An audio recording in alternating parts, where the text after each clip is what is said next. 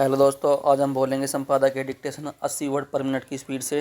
Dictation का विषय है मुश्किल में कांग्रेस। डिक्टेशन स्टार्ट होगी 5 सेकंड बाद।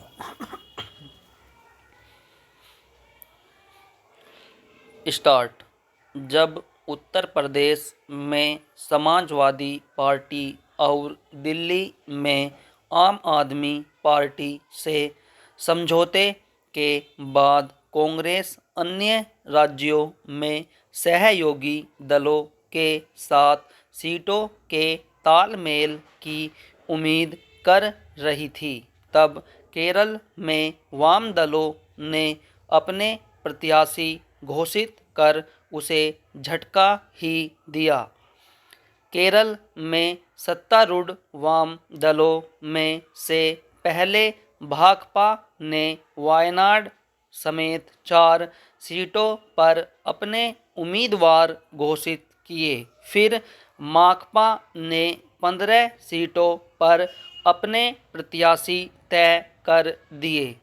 इसका सीधा अर्थ है कि वाम दल केरल में कांग्रेस से मिलकर चुनाव लड़ने को तैयार नहीं।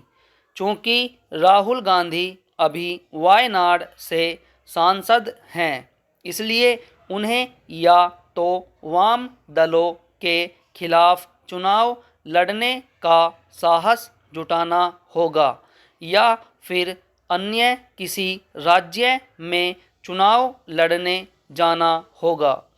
वाम दलों की सलाह तो यह है कि यदि कांग्रेस भाजपा को हराना चाहती है तो राहुल गांधी को उत्तर भारत से चुनाव लड़ना चाहिए।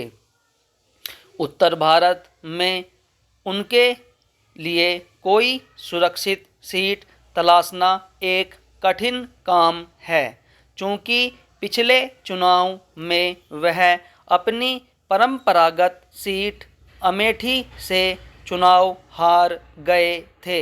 इसलिए इस बार शायद ही वहां से लड़ने की हिम्मत जुटाएं, वह कुछ भी करे। वाम दलों ने केरल में कांग्रेस के साथ वही व्यवहार किया जो बंगाल में ममता बनर्जी ने किया।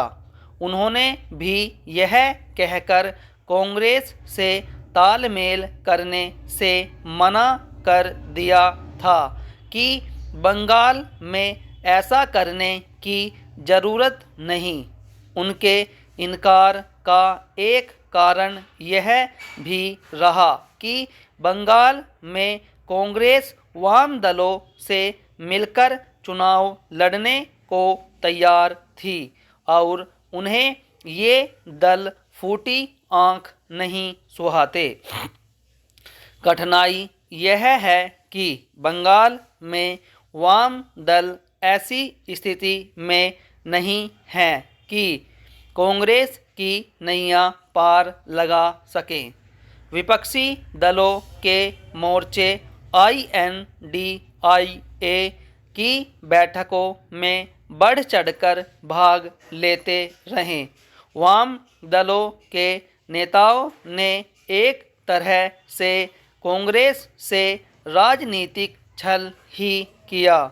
इन बैठकों में भाकपा की ओर से जो डी राजा शामिल होते थे, उनकी पत्नी ही वायनाड से प्रत्याशी बनाई गई हैं। यह भी उल्लेखनीय है कि वह पहली बार चुनाव लड़ने जा रही हैं। पिछले लोकसभा चुनाव में दक्षिण भारत और विशेष रूप से केरल और तमिलनाडु ने कांग्रेस का संख्या बल बढ़ाने का काम किया था, लेकिन इसमें सहयोगी दलों की भूमिका अधिक थी। पिछली बार पंजाब ने भी उसे सहारा दिया था, लेकिन इस बार वह वहां उतनी मजबूत नहीं दिख रही। आम आदमी पार्टी ने दिल्ली में तो उससे समझौता कर लिया, लेकिन पंजाब में ऐसा करने से इनकार कर दिया। आश्चर्य की बात यह है कि कांग्रेस ने पंजाब में आम आदमी पार्टी से कुछ पाए बिना दिल्ली में उससे समझौता करना पसंद किया।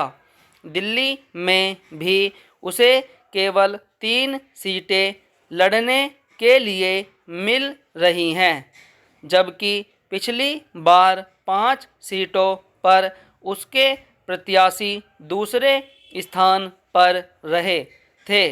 साफ है कि कांग्रेस खुद भी अपना नुकसान कर रही है।